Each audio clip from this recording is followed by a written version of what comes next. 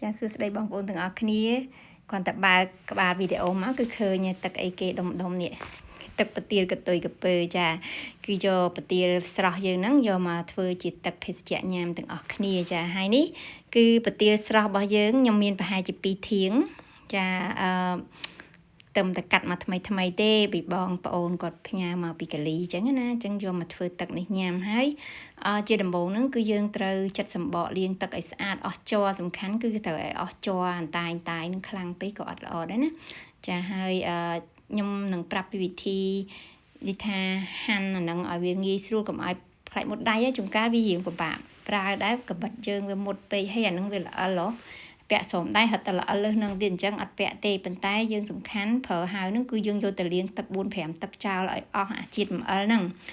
អស់ដូចថាភាកច្រើនណាវាមិនអស់ទាំងអស់ហ្មងឯងព្រោះហ្នឹងវាល្អិលខ្លាំងអញ្ចឹងទៅខ្ញុំយកអា butter knife នេះបងប្អូនកបិតហ្នឹងវាអត់មុតដៃយើងទេចាអញ្ចឹងយើងយកអាហ្នឹងមកគីអញ្ចឹងទៅគឺវាងាយមានការងាយស្រួលច្រើនចាឃើញទេសិតអន្តាយមកទាំងអស់អញ្ចឹងគឺអាវាបកែនឹងអាជែលហ្នឹងហ៎អាប្រទាលហ្នឹងណាហ្នឹងហើយអញ្ចឹងយើង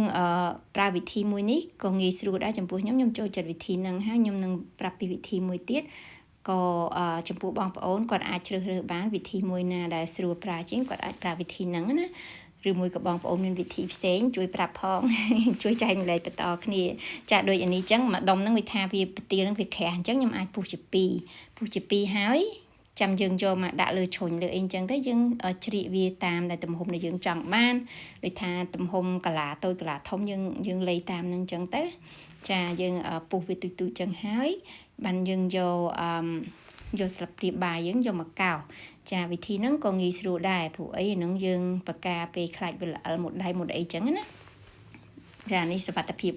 ល្អជាងគេ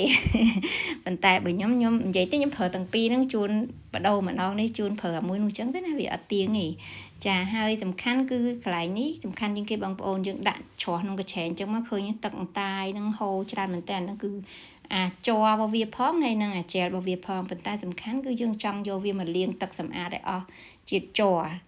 ចាហើយទន្ទឹមនឹងពេលអាជ័រហ្នឹងហើយវាក៏វាមានអំអិលហ្នឹងក៏វាមកច្រើនដែរអញ្ចឹងយើងលាងចោល 4-5 ទឹកអីទៅចាឲ្យវាប្រកាសថាវាអស់ជ័រហើយយើងដាក់ឆ្នាំងដាំទឹកដាក់ទឹកហ្នឹងគឺខ្ញុំអត់បានវល់ទេសំខាន់គឺបងប្អូនមើលតាមជាក់ស្ដែងតាមបរិមាណទឹកនិងប្រទាលដែលយើងចង់បានខាប់ប៉ុណ្ណារាវប៉ុណ្ណាអញ្ចឹងណាហើយក្នុងនេះដែរខ្ញុំអត់បានប្រើស្ករសឬក៏ស្ករអំពៅអីទេគឺប្រើស្ករក្រាមឬក៏ហៅថា rock sugar ចាខ្ញុំប្រើស្ករនេះគឺវាមានរសជាតិឈ្ងុយជាងឆ្ងាញ់ជាងហើយវាអត់សូវផ្អែមមុតដូចស្ករស